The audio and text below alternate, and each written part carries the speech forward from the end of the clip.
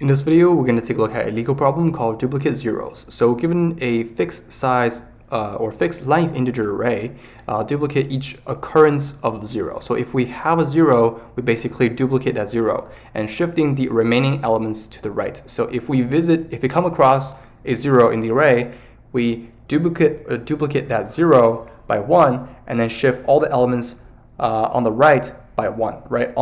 To the right by 1. So you can see here, note that the elements beyond the length of the original array are not written. Do the above modifications to the input array in place and do not return anything else. So basically what we're trying to do is we're trying to modify the input array rather than create a new array and then basically return anything, right? So you can see the function is basically void. We're not returning anything. We're basically just modifying the input array. And you can see here we have an example of input array, which is this array right here. And you can see that we basically, once we come across a 0, right? This is 0 right here. You can see we're shifting all the elements to the right, right? So you can see we duplicate the 0 and we shift all the elements to the right. So let me just take this array and then let me just show you here, right? So you can see here, this is our input array. And then basically what happened is we basically have this pointer, right? So we visit a 0. In this case, this is a 0. So what we're going to do is we're going to add a 0 here in place, and then we're going to shift all the elements to the right, right? So you can see we shift all the elements to the right. And then what we do is that we come to the next element. In this case, is a 2. 2 is not a 0, 3 is not a 0, 0 is a 0, so we shift all the elements 1 to the right. So you can see here we're going to have a 0 here, and then the 5 is deleted because it's out of the boundary, right? This is a fixed size integer array, so at the end you can see the output array is the exact same as the output as we given here, right? So you can see after calling the function, the input array is modified to here. And then let's say if there's no 0 at all, you can see we're basically not modifying the array at all, right? And then let's look at the constraints here. You can see the constraints is that the length of the array is between 1 to this number. And then for each element in the array is between 0 to 9. So basically under 10, and they're always positive. So in this case, how can we be able to solve this problem? So in this case, one way we can solve this problem is we can use a brute force approach, right? So a brute force approach, of course, is going to be n squared. Basically, what we do is that for each and every single element in the array, right? So in this case, let's say this is our input array. So let's say this is our input array. What we're basically doing is that for each and every single element, right? If the current element is a 0, right? If the current element is a 0, we shift all the elements, right? All the elements 1 to the right. So in this case, what we're going to do is we're going to have maybe like another J pointer, right? For here, this element right here, we're just going to first duplicate this 0 by 1, right? So in this case, we're going to make this 0, and then this is a 2, right? And then make sure we basically shift all the elements 1 to the right, 2, 3, 0, 4, 5, right? We shift all the elements to the right. And then what we do is that we're basically going to visit the next 0. In this case, is this one right here. And then we also going to have our J pointer, right? And then we're just going to say, okay, so we're going to put a 0 here, and then we're going to shift all the elements 1 to the right. So in this case, we have 4, right? And so on and so forth. And then we go and find the next 0. In this case, there's none, right? So in this case, you can see here, we're basically saying that for each and every single element in the array, if it's a 0, we shift all the elements onto the right, right? So on the right to the right by 1.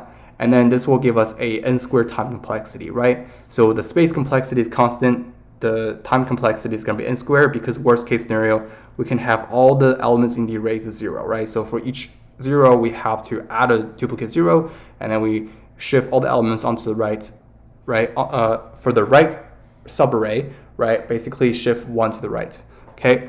So that's the brute force approach. And in this case, how can we be able to optimize this? Well, in the Leetcode solution, there's like some other ways like using 2 paths or 2 pointers, but I find that those solutions are a little bit harder to come up with in the interview. So what I propose is maybe we can use something like a queue, right? So in this case, what we can do is that we can be able to optimize our current brute force approach down to a linear time complexity by just using 1 pass. and then we're going to have another data structure, right? Another data structure like a queue, right? To assist us to basically adding the duplicate zeros, right? Or if we were to shift one element to the right, in this case, what we can do is we can just add it onto our queue, right? So let me show you basically an example, right? So let's say this is our input array. And so far we have nothing in our queue. So basically what this solution does is that we're starting from the first element. In this case, what we're going to do is that we're going to know that this is not a 0, so we move on to the next element. In this case, this one is it. This one is a 0, right?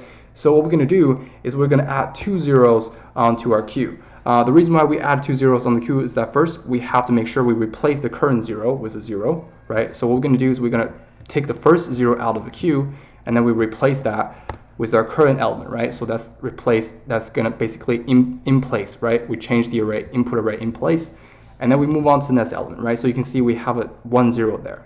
The reason why we do this approach, because there could be in the future there could be a 0, right? And we need to add 2 zeros onto it, so that when we shift one to the right, we want to make sure we shift up 2 zeros instead of just 1, right? So you can see here what we're gonna do is that the next element is a 2.